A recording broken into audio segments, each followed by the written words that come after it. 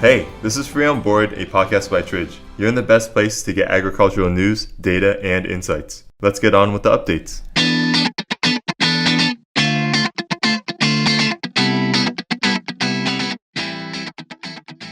As we've spoken for weeks now, the world is deep in a cooking oil crisis. The four major cooking oil markets, palm oil, sunflower oil, soybean oil, and canola oil, have both separately and in many connected ways been toiling to secure enough supply.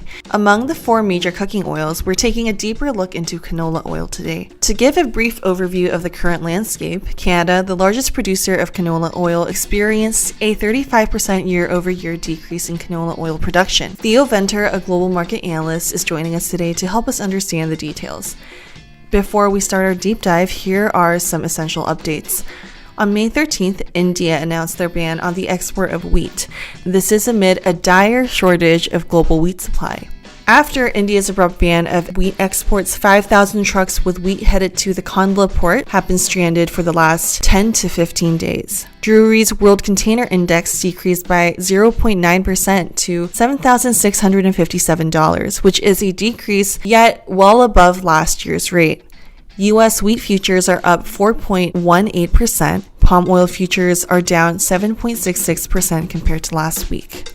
Now, on to our conversation with Theo.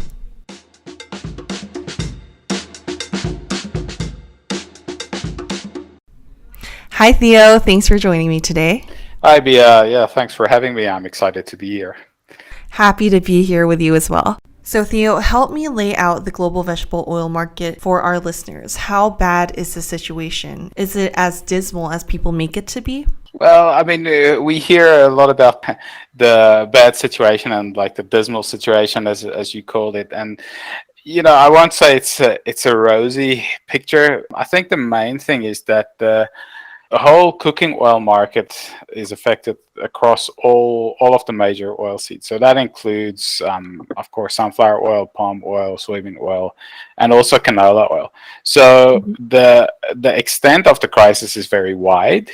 But I think maybe it's a little bit overhyped because if there's one good production season of soybeans, or if Ukraine returns to the sunflower market next year, we could see a reversal. So if stocks can last for another year, there's no need to totally panic yet. It's just because of the many products that have been influenced by the cooking oil prices. I see. Has this been manifested in prices? So I said like the extent, and like all these products have been influenced by what has happened over the last year. So obviously the war in Ukraine, COVID-19, and then the return or the opening up of many economies and strong demand for cooking oils as people go out and the food industry recovers. And then also, general inflation, input costs, everything has driven prices up, and prices have risen across all of the major oil seeds. So if we take, for example, sunflower prices from a year ago are more than 40% up. Palm oil prices 40% up. Soybean prices haven't increased that much. In the US, it's up less than 10%, but that's because last year, May, prices were already really high. And then canola prices in Canada are up by about 30%. It's not one specific product, but all across the board. And I suppose this is compounded by the fact that Canadian farmers are turning more to wheat production instead of canola production. Yeah, so wheat and canola, they are in competition for planting areas in Canada. So if Canadians decide to plant more wheat, they'll have to cut back on one of the other crops, and it's mostly canola. Or if they plant more canola, they'll have to cut back on wheat production. So farmers have opted to go for wheat this season. So the area to be planted under wheat could be up by 7%. Which means that the area to be planted under canola is also expected to drop by 7%. This is because wheat production is more profitable for Canadian farmers than canola, right? Yeah, that's right. So if we take a look at wheat prices nearly doubled from a year ago. So it's about 90% up in the spot market. So, it's 90% higher than last year, whereas canola is about 30% higher. Yeah, it's more profitable for farmers to plant wheat at the moment in Canada. Right, and I would assume so since India banned the export of wheat as well. And although India isn't one of the world's top wheat exporters, this new ban could potentially drive global prices to new peaks and perhaps also support Canadian wheat prices. Yeah, it will definitely put support worldwide wheat prices. Even though India is not a big exporter of wheat, it is the world's second highest producer. So definitely wheat prices will find support from this. Yeah. In your analysis, you also wrote about Canada's plan to reduce planting area. Can you speak on the compounding effect this may have? Yeah, so first we have to recap the 2021-22 season. So, Canada experienced the worst drought in recent history, which meant that canola yields dropped by at least 40% from the normal, from what it should have been. So canola yields were only 1.4 metric tons per hectare, whereas for the 5 preceding years, the average was 2.3, 2.33. So, it's a 40% drop from where it should have been. And that just meant for the whole season, production was much lower than it should have been. Usually it's about 20 million tons. It dropped to about only 12.6. So, at the end of the season, ending stocks were really tight. So the stocks to use ratio was only 3%, where it's usually, well above 10, 15%. So going into the 2022-23 season, opening stocks are really low. So less than 400,000 metric tons.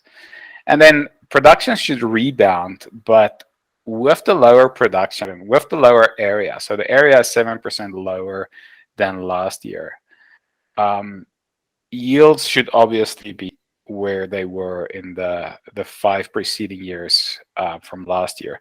So yield should be back to something like 2.3 metric tons a hectare. So production is going to be about 20 million tons, even slightly less than 20 million tons. Now, domestically, Canada uses about 10 million tons.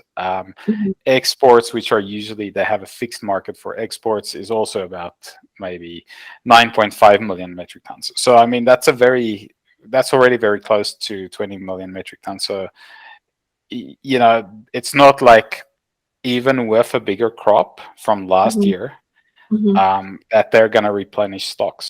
So the stocks to use ratio at the end of 2022-23 could actually be lower than last year, which was a drought year, just because of the demand for oils and oilseeds. I see. And looking into the future, I'm assuming that canola oil will remain in high demand for a while. For the consumers that are listening, Theo, would there be any viable alternatives outside the oil market you can suggest? Well, I think in the past there was more a situation where if one oilseed price increased a lot, that end users would just look for another kind of oil to replace it. So, for example, if palm oil prices got really high, consumers would switch to soybean oil. Or if sunflower prices got really high, consumers would switch to canola oil. Now, at the moment, all these oil prices, all these cooking oil prices are really high, and there's not really a cheap alternative to any of them. So, we might see something where prices get really high for oil, and consumers like you and me might just switch to rice, which is boiled in water instead of something that's cooked in oil.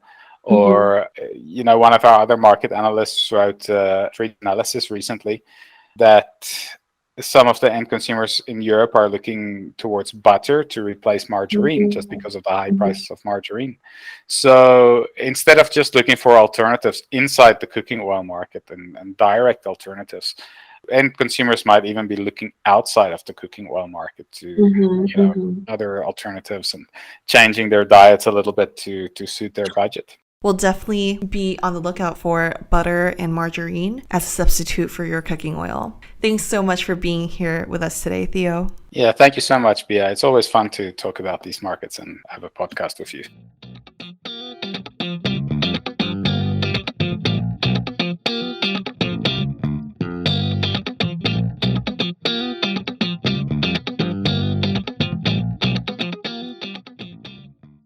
If you enjoyed this episode, please leave a review, subscribe, and share our podcast. Check out tridge.com/intelligence-data for more price analyses and up-to-date insights into the food and agricultural industry.